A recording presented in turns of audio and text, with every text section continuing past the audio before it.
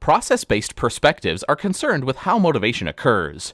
Rather than attempting to identify specific motivational stimuli, process perspectives focus on how people choose certain behavioral options to satisfy their needs and how they evaluate their satisfaction.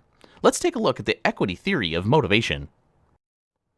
The equity theory of motivation is based on a relatively simple premise that people in organizations want to be treated fairly. The equity theory defines equity as the belief that we're being treated fairly in relation to others, and defines inequity as the belief that we're not being treated fairly in comparison to others. Equity theory is just one of several theoretical formulations derived from social comparison processes. Social comparisons involve evaluating our own situations in terms of others' situations. In this course, we focus mainly on equity theory because it's the most highly developed tool of the social comparison approaches, and one that applies most directly to the motivation of people and organizations. People in organizations form perceptions of the equity of their treatment through a four-step process. First, they evaluate how they're being treated by the organization. Second, they form a perception of how a comparison other is being treated. The comparison other might be a person in the same work group, someone in another part of the organization, or even a composite of several people scattered throughout the organization. Third, they compare their own circumstances with those of the comparison other, and then use this comparison as a basis for forming an impression of either equity or inequity.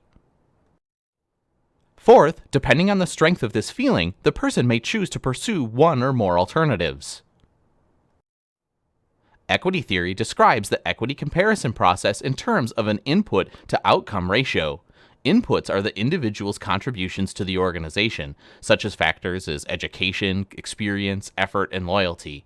Outcomes are what the person receives in return: pay, recognition, social relationships, intrinsic rewards, and similar things. This figure summarizes the results of an equity comparison. If a person feels equitably treated, he or she is generally motivated to maintain the status quo.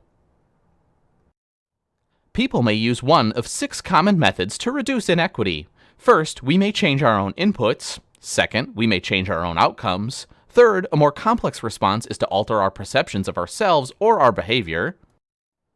Fourth, we may alter our perception of the comparison others' inputs or outcomes. Fifth, we may change the object of comparison. And finally, as a last resort, we may simply leave the situation.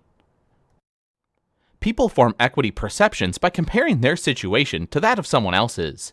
If they perceive equity, they're motivated to maintain the current situation. If they perceive inequity, they're motivated to use strategies to reduce that inequity.